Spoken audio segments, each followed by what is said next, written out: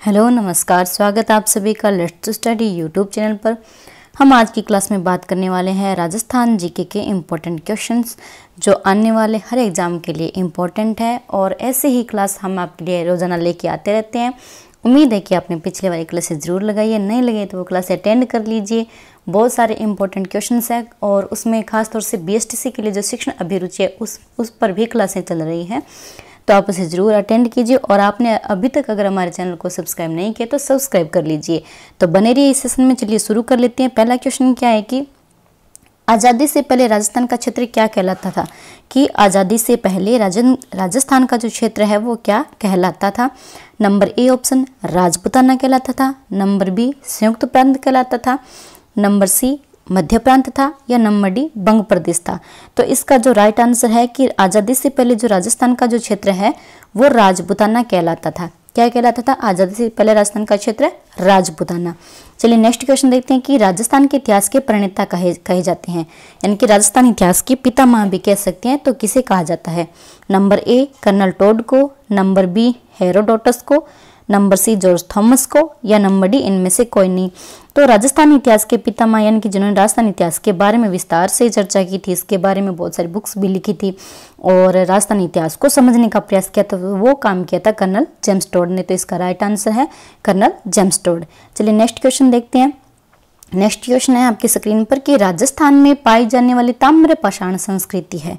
राजस्थान में पाई जाने वाली ताम्र पाषाण संस्कृति, इसमें ताम्र भी है और पाषाण भी है, संस्कृति कौन सी है। जो प्राचीन सभ्यताएं पाई जाती है उनके बारे में यहाँ पे क्वेश्चन पूछा गया है। चलिए देखते हैं। नंबर ए आहड़ संस्कृति है, या नंबर बी कालीबंगा संस्कृति है, नंबर सी ए और बी दोनों है, या नंबर डी इनमें से कोई नहीं है। यहाँ पर हमसे क्या पूछा गया कि ताम्र पाषाणकालीन सभ्यता कौन सी है। तो यहाँ पे हम देखते हैं कि आहड़ भी है और कालीबंगा भी है। ये दोनों जो सभ्यताएं होती है वो ताम्र पाषाणकालीन सभ्यता में सम्मिलित होती है। तो इसका राइट आंसर ए और बी दोनों है। नेक्स्ट क्वेश्चन नंबर 4 कि राजस्थान का वह स्थल जो हड़प्पा को तांबे की वस्तुएं की आपूर्ति करता था। राजस्थान का कौन सा स्थान था जो हड़प्पा सभ्यता थी उसको भी तांबे की वस्तुओं की आपूर्ति करता था। Number A Kalibangan, number B Mittal, number C Ganeshwar, और नंबर डी इनमें से कोई नहीं। तो जो हड़प्पा को भी तांबे की जो वस्तुएं निर्यात करता था वो जो हमारा राजस्थान का एक स्थल था वो है गणेश्वर। गणेश्वर को ताम्रयुगीन सभ्यता भी कहा जाता है, तो यहाँ पे इसका राइट आंसर है गणेश्वर। तो नेक्स्ट क्वेश्चन हम देखते हैं।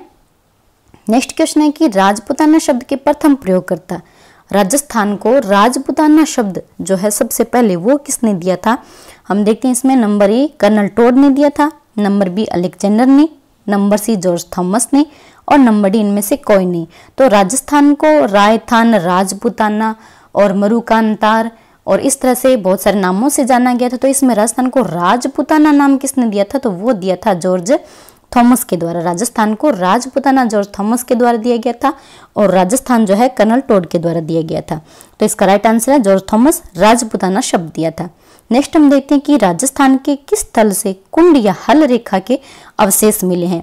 कौन सी प्राचीन सभ्यता है जहां से कुंड और या फिर हल रेखा के अवशेष वहां से मिले हैं। इस प्रकार की जो रेखाएं होती है उसके अवशेष किस सभ्यता से मिले हैं।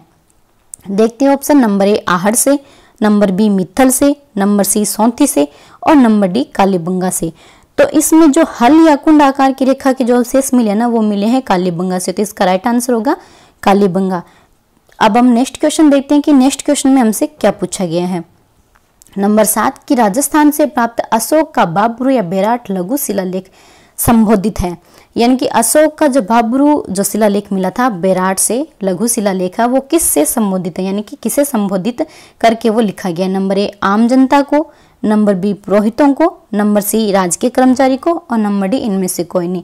ये जो बाबरू और बेराट का शिलालेख है ना वो पुरोहितों को संबोधित करके लिखा गया था। इसमें इनके बारे में जो जानकारी दी गई है, देखिए जो शिलालेख जितने भी हैं इनमें कम से कम एक या दो क्वेश्चन आपके पूछे जाते हैं, तो आप इन शिलालेखों के बारे में जितने भी क्वेश्चन बनते हैं उन सभी को क्लियर करने की कोशिश कीजिए। नंबर 8 नंबर क्वेश्चन है कि राजस्थान स्थित मत्स्य देश का एक राजा जो महाभारत युद्ध में युधिष्ठिर की ओर से लड़ा और वीर गति को प्राप्त हुआ। राजस्थान में जो मत्स्य देश है अलवर भरतपुर का ये जो क्षेत्र है वहां का एक राजा था जो महाभारत के युद्ध में युधिष्ठिर जी जो थे उनकी सेना के साथ लड़ा था और वीरगति को प्राप्त हुआ था। तो वो कौन है? तो यहाँ पे हम देखते हैं उस राजा का नाम। Number A Chandapradyot, number B Virat, number C Ajatashatru या नंबर डी इनमें से कोई नहीं।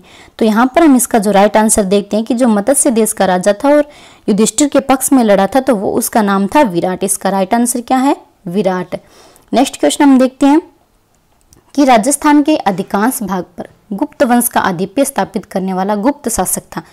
राजस्थान के जितने भी वंश है, चाहे वो गुप्त वंश हो, चाहे वो मेवाड़ का जो वंश हो, राठौड़ वंश हो, जो भी वंश हो, उन सभी के बारे में कम से कम आपके एग्जाम में 2 से 3 क्वेश्चन भी पूछे जा सकते हैं। तो यहाँ पे जो है हमसे गुप्त वंश का क्वेश्चन पूछा गया कि राजस्थान के अधिकांश भाग पर गुप्त वंश का आधिपत्य स्थापित करने वाला गुप्त वंश का ही शासक कौन सा था। Number A Chandragupta second, number B Chandragupta, number B Samudragupta, number C Kumaragupta और नंबर डी स्कंदगुप्त। तो यहाँ पे जो गुप्त वंश का शासक था ना, जिसने पूरे राजस्थान के अधिकांश भाग पर गुप्त वंश की स्थापना कर दी थी, तो उसका नाम था चंद्रगुप्त। क्या नाम था उसका नाम था चंद्रगुप्त। नंबर 10 क्वेश्चन देखते हैं कि राजस्थान का वह स्थल जो पशुपालन का प्राचीनतम साक्ष्य प्रस्तुत करता है। देखो, पशुपालन के जो अवशेष है वो राजस्थान में 2 स्थानों से मिले हैं, लेकिन सबसे प्राचीनतम अवशेष, ये क्वेश्चन है वो मोस्ट इंपॉर्टेंट है आप सभी के लिए। इसमें पूछा गया कि वह स्थल जो पशुपालन का प्राचीनतम साक्ष्य, यानी कि सबसे प्राचीन रूप से पशुपालन के जो स्टार्टिंग में जो मिले थे अवशेष, उसके बारे में यहाँ पे पूछा गया। तो कौन सी सभ्यता? नंबर ए दर, number B Ahar, number C Kalibangan और नंबर डी बागोर। तो यहाँ पे जो इसका राइट आंसर है वो है बागोर। बागोर ये जो सभ्यता है उसमें सबसे पहले पशुपालन के अवशेष मिले हैं। उसके बाद भी जो है 1-2 सभ्यताएं जैसे कि जयपुर वाली है, वहां पे भी ये अवशेष मिले, लेकिन सबसे पहले जो है बागोर में मिले हैं। तो इसका राइट आंसर होगा नंबर डी।